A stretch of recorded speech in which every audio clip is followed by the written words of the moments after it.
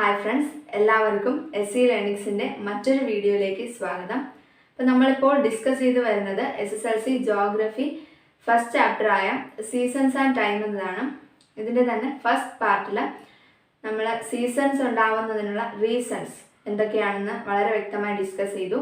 Second പാർട്ടിൽ എങ്ങനെയാണ് seasons ഉണ്ടാകുന്നത് എന്നുള്ളതും വളരെ വ്യക്തമായിട്ട് നമ്മൾ ഡിസ്കസ് ചെയ്തിട്ടുണ്ടായിരുന്നു. അപ്പോൾ ഇന്ന് നമ്മൾ ഡിസ്കസ് ചെയ്യാൻ പോകുന്നത് ടൈം കാൽക്കുലേഷനുമായി ബന്ധപ്പെട്ട കാര്യങ്ങളാണ്. അപ്പോൾ നമുക്ക് വീഡിയോയിലേക്ക് പോകാം. അപ്പോൾ ടൈം കാൽക്കുലേഷൻ എന്ന ടോപ്പിക്കിൽ നമ്മൾ ഫസ്റ്റ് ആയിട്ട് ഡിസ്കസ് ചെയ്യുന്നത് ലോക്കൽ ടൈം എന്നതാണ്. അപ്പോൾ നമുക്കറിയാം, പണ്ട് കാലങ്ങളിൽ ടൈം കാൽക്കുലേറ്റ് ചെയ്തിരുന്നത് സണ്ണിൻ്റെ പൊസിഷനെ ബേസ് ചെയ്തിട്ടായിരുന്നു, നിഴലിൻ്റെ നീളം അതിനെയൊക്കെ ബേസ് ചെയ്തിട്ടായിരുന്നു പണ്ട് കാലങ്ങളിൽ ടൈം കാൽക്കുലേറ്റ് ചെയ്തിരുന്നത്. അതായത് ഓരോ പ്രദേശങ്ങളിലും സണ്ണിൻ്റെ പൊസിഷനെ ബേസ് ചെയ്തുകൊണ്ട് ടൈം കാൽക്കുലേറ്റ് ചെയ്യുന്നതിനെ വിളിക്കുന്ന പേരാണ് ലോക്കൽ ടൈം എന്ന് പറയുന്നത്.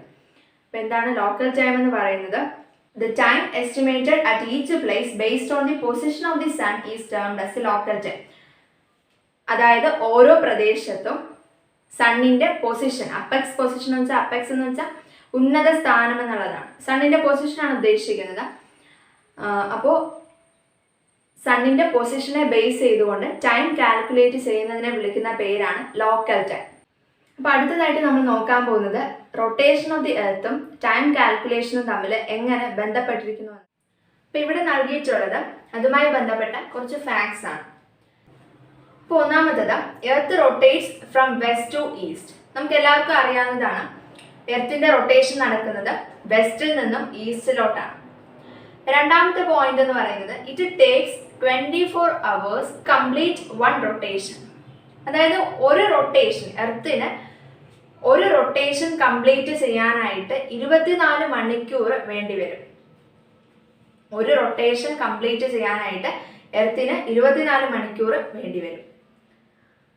മൂന്നാമത്തെ point, as the earth rotates from west to east, sun rises in the east. നമ്മൾ മനസ്സിലാക്കി, എർത്ത് റൊട്ടേറ്റ് ചെയ്യുന്നത് വെസ്റ്റിൽ നിന്ന് ഈസ്റ്റിലോട്ടാണ്. അതുകൊണ്ട് സൺ എന്ത് ചെയ്യുന്നു? ഈസ്റ്റിൽ ഉദിക്കുന്നു. അപ്പോൾ നമ്മൾ മനസ്സിലാക്കേണ്ട ഇമ്പോർട്ടൻ്റ് ആയിട്ടുള്ള 3 കാര്യങ്ങളാണ്. എർത്ത് വെസ്റ്റിൽ നിന്നും ഈസ്റ്റിലോട്ടാണ് റൊട്ടേറ്റ് ചെയ്യുന്നത്. ഒരു റൊട്ടേഷൻ കംപ്ലീറ്റ് ചെയ്യാൻ എർത്തിന് 24 hours വേണ്ടി വരും.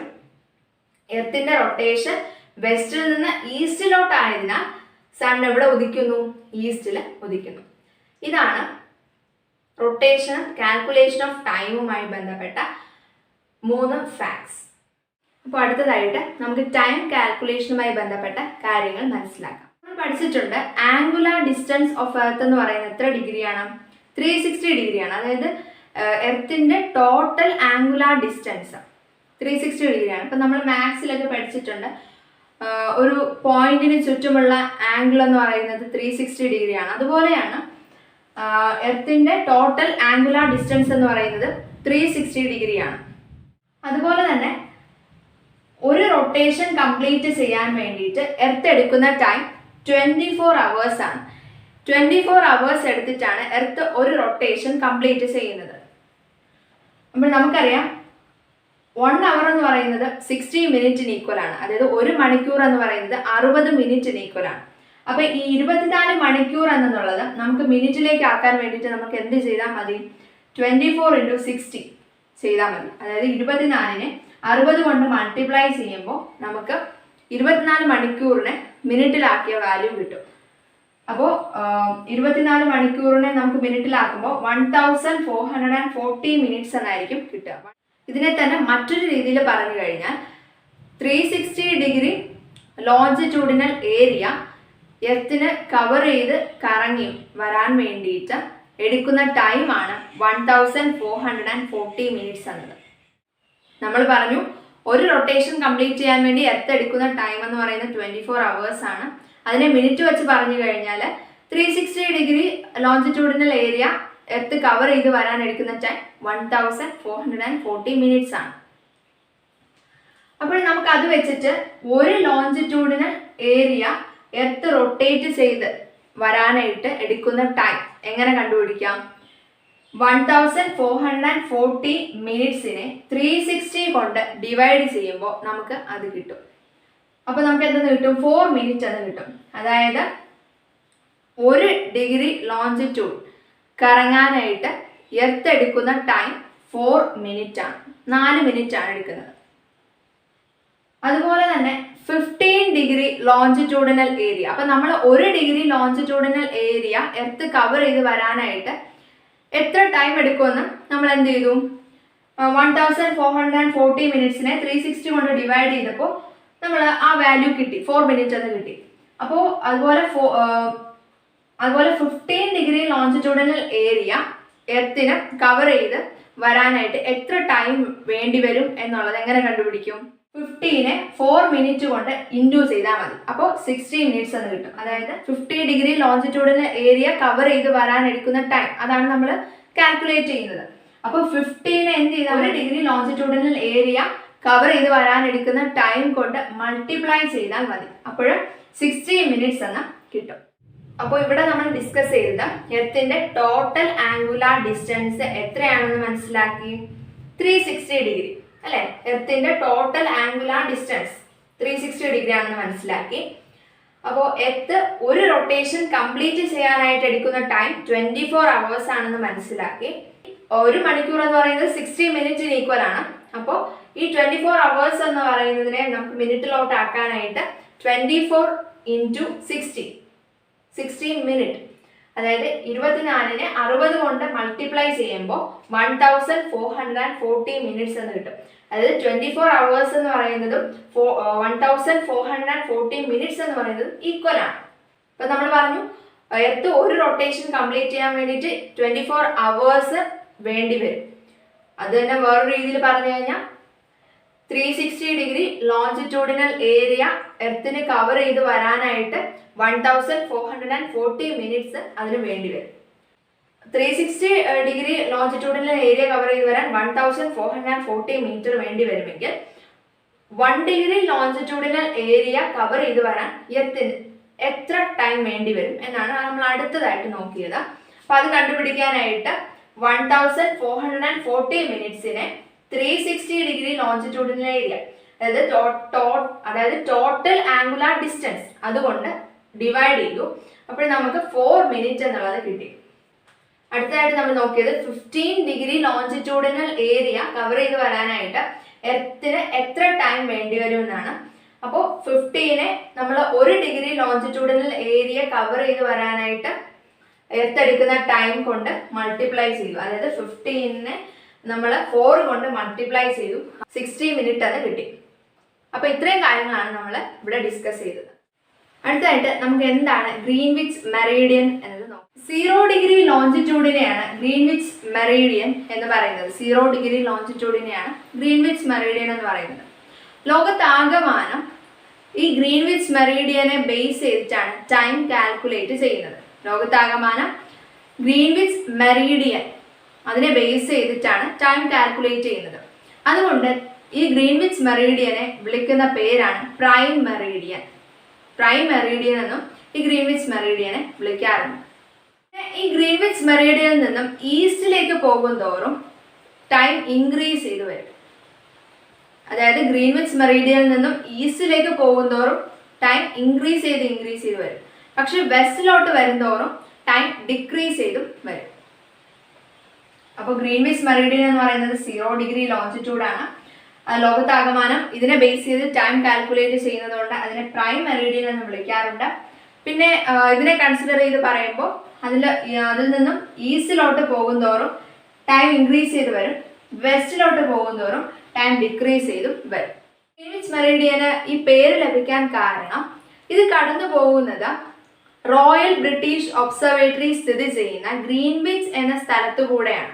അതുകൊണ്ടാണ് ഇതിന് ഗ്രീൻവിച്ച് മെറീഡിയൻ എന്ന പേര് ലഭിക്കാൻ കാരണം. അതോടൊപ്പം തന്നെ ഈ ഗ്രീൻവിച്ച് മെറീഡിയനിലെ ലോക്കൽ ടൈം അതിനെ വിളിക്കുന്ന പേരാണ് ഗ്രീൻവിച്ച് മീൻ ടൈം. എന്താണ്? The local time at the Greenwich Meridian or prime Meridian is known as Greenwich mean time. അതോടൊപ്പം ഈ ഗ്രീൻവിച്ച് മെറീഡിയനെ ബേസ് ചെയ്തുകൊണ്ട് നമ്മുടെ ലോകത്തെ 24 ടൈം സോൺസ് സമയമേഖലയായിട്ട് ക്ലാസിഫൈ ചെയ്തിട്ടുണ്ട്. ഈ ഗ്രീൻവിച്ച് മെറീഡിയനെ ബേസ് ചെയ്തുകൊണ്ട് ലോകത്തെ 24 ടൈം സോൺസ് 24 സമയമേഖലകളായിട്ട് ക്ലാസിഫൈ ചെയ്തിട്ടുണ്ട്. അടുത്തതായിട്ട് എന്താണ് സ്റ്റാൻഡേർഡ് ടൈം എന്ന് നോക്കാം. ഓരോ രാജ്യവും ആ രാജ്യത്തിൻ്റെ മിഡിലൂടെ, ഓൾമോസ്റ്റ് മിഡിലൂടെ, ആക്യുറേറ്റ് ആവണമെന്നില്ല, കൃത്യമാവണമെന്നില്ല, ഓൾമോസ്റ്റ് മിഡിലൂടെ, ഓൾമോസ്റ്റ് അതിൻ്റെ സെൻറ്റർ പോർഷനിലൂടെ പോകുന്ന മെറീഡിയനെ അതിൻ്റെ ആ രാജ്യത്തിൻ്റെ തന്നെ സ്റ്റാൻഡേർഡ് മെറീഡിയൻ ആയിട്ട് കൺസിഡർ ചെയ്തിട്ടുണ്ട്. അപ്പോൾ ആ സ്റ്റാൻഡേർഡ് മെറീഡിയനിലെ ലോക്കൽ ടൈമിനെയാണ് സ്റ്റാൻഡേർഡ് ടൈം എന്ന് പറയുന്നത്. ഓരോ രാജ്യത്തിൻ്റെയും സ്റ്റാൻഡേർഡ് മെറീഡിയനിലെ ലോക്കൽ ടൈമാണ് ആ രാജ്യത്തിൻ്റെ സ്റ്റാൻഡേർഡ് ടൈം എന്ന് പറയുന്നത്. അപ്പോൾ എന്താണ് സ്റ്റാൻഡേർഡ് ടൈം എന്ന് പറയുന്നത്? Each country in the world considers the longitude that passes almost through its middle is the standard meridian. The local time at the standard meridian is the standard time of that country. അപ്പോൾ അടുത്തതായിട്ട് എന്താണ് Indian standard time എന്നുള്ളത് നോക്കാം. ഇന്ത്യയുടെ longitudinal extend എന്ന് പറയുന്നത് 68 degree east longitude to 97 degree east longitude, അതായത് 68 degree east longitude മുതൽ 97 ഡിഗ്രി ഈസ്റ്റ് ലോഞ്ചിറ്റ്യൂഡ് വരെയാണ് ഇന്ത്യയുടെ ലോഞ്ചിറ്റ്യൂഡിനൽ എക്സ്റ്റെൻഡ്. അപ്പോൾ ഇന്ത്യയുടെ ലോഞ്ചിറ്റ്യൂഡിനൽ എക്സ്റ്റെൻഡ് എന്ന് പറയുന്നത് 68 ഡിഗ്രി ഈസ്റ്റ് ലോഞ്ചിറ്റ്യൂഡ് മുതൽ 97 ഡിഗ്രി ഈസ്റ്റ് ലോഞ്ചിറ്റ്യൂഡ് വരെയാണ്. അപ്പോൾ ഈ ലോഞ്ചിറ്റ്യൂഡുകൾക്കിടയിൽ ഓൾമോസ്റ്റ് അതിൻ്റെ മിഡിൽ പാസ് ചെയ്ത് പോകുന്ന ലോഞ്ചിറ്റ്യൂഡ്, അതിൻ്റെ അളവ് 82.5 ഡിഗ്രി ഈസ്റ്റ് ആണ്. ആ ലോഞ്ചിറ്റ്യൂഡിനെയാണ് ഇന്ത്യയുടെ സ്റ്റാൻഡേർഡ് മെറീഡിയൻ ആയിട്ട് കൺസിഡർ ചെയ്തിട്ടുള്ളത്. അതായത് ഇതിന് ഓൾമോസ്റ്റ് കറക്റ്റ് ആക്യുറേറ്റ് ആയിട്ട് ഇതിൻ്റെ മിഡിലൂടെ ആയിരിക്കില്ല പാസ് ചെയ്ത് പോകുന്നത്, ഏകദേശം ഇതിൻ്റെ മിഡിലൂടെ ആയിരിക്കും പാസ് ചെയ്ത് പോകുന്നത്. അതായത് 82.5 ഡിഗ്രി ഈസ്റ്റ് ലോഞ്ചിറ്റ്യൂഡിനെയാണ് ഇന്ത്യയുടെ സ്റ്റാൻഡേർഡ് മെറീഡിയൻ ആയിട്ട് കൺസിഡർ ചെയ്തിട്ടുണ്ട്. ഇന്ത്യൻ സ്റ്റാൻഡേർഡ് ടൈം അല്ലെങ്കിൽ IST എന്ന് പറയുന്നത് ഈ 82.5 ഡിഗ്രി ഈസ്റ്റ് ലോഞ്ചിറ്റ്യൂഡിലെ ലോക്കൽ ടൈമിനെ വിളിക്കുന്ന പേരാണ് ഇന്ത്യൻ സ്റ്റാൻഡേർഡ് ടൈം. ഇതുപോലെ ഓരോ രാജ്യത്തിനും ഉണ്ട്. അപ്പോൾ 82.5 ഡിഗ്രി ഈസ്റ്റ് ലോഞ്ചിറ്റ്യൂഡിലെ ലോക്കൽ ടൈമിനെ വിളിക്കുന്ന പേരാണ് IST അല്ലെങ്കിൽ Indian standard time.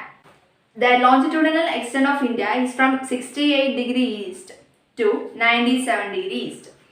The 82.5 degree east longitude which passes almost through the middle of these longitudes has been fixed as the standard meridian of India. The local time along this longitude is generally considered as the standard time of India. This is known as Indian Standard Time. അടുത്തതായിട്ട് എന്താണ് international date line എന്ന് നോക്കാം. International date line എന്ന് പറയുന്നത് 180 degree ലോഞ്ചിറ്റ്യൂഡിനെയാണ് international date line എന്ന്. International date ലൈനിൽ നിന്ന് ഈസ്റ്റിലോട്ട് പോകും തോറും ഒരു ദിവസം ഗെയിൻ ചെയ്തുകൊണ്ടിരിക്കും, ഒരു ദിവസം കൂടുതലായി നേടാൻ കഴിയും. അതിൽ നിന്ന് ഈസ്റ്റിലോട്ട്, ഇന്റർനാഷണൽ ഡേറ്റ് ലൈനിൽ നിന്ന് ഈസ്റ്റിലോട്ട് പോകും തോറും ഒരു ദിവസം നേടാൻ കഴിയും. എന്നാൽ വെസ്റ്റിലോട്ട് പോകും തോറും ഒരു ദിവസം നഷ്ടപ്പെടും. Towards east 1 day is gained and towards west 1 day is lost. അപ്പോൾ ഇന്റർനാഷണൽ ഡേറ്റ് ലൈൻ എന്ന് പറയുന്നത് 180 ഡിഗ്രി ലോഞ്ചിറ്റ്യൂഡ് ആണ്. അതിൽ നിന്ന് ഈസ്റ്റിലോട്ട് പോകുന്തോറും ഒരു ദിവസം ഗെയിൻ ചെയ്യും, വെസ്റ്റിലോട്ട് പോകുന്തോറും ഒരു ദിവസം നഷ്ടപ്പെടും, ലോസ്റ്റ് ചെയ്യും. പിന്നെ ഇത് റെപ്രസെന്റ് ചെയ്യുന്നത് ബ്രോക്കൺ ലൈൻസ് ഉപയോഗിച്ചിട്ടാണ്. ഇന്റർനാഷണൽ ഡേറ്റ് ലൈൻ എന്ന് പറയുന്നത് ഒരു ഇമാജിനറി ലൈൻ ആണ്. ഇപ്പോൾ ഇതൊരു രാജ്യത്തൂടെ കടന്നു പോകുമ്പോൾ ഈ ലൈനിന്റെ ഈസ്റ്റിലും വെസ്റ്റിലും 2 ദിവസങ്ങളായിരിക്കും എക്സ്പീരിയൻസ് ചെയ്യുന്നത്. ഈ ഫിഗർ നോക്കിക്കഴിഞ്ഞാൽ നിങ്ങൾക്ക് മനസ്സിലാവും. ഈ ലൈനിന്റെ ഈസ്റ്റ് പോർഷനിലും വെസ്റ്റ് പോർഷനിലും ടൈം ഈക്വൽ ആണ്, 10 PM ആണ്. പക്ഷേ ഡേ വ്യത്യാസമുണ്ട്. ഒരു സ്ഥലത്ത് തേഴ്സ്ഡേ ആണ്, ഒരു സ്ഥലത്ത് ഫ്രൈഡേ ആണ് എക്സ്പീരിയൻസ് ചെയ്യുന്നത്. ഒരേ രാജ്യത്തൂടെയാണ് കടന്നു പോകുന്നത്.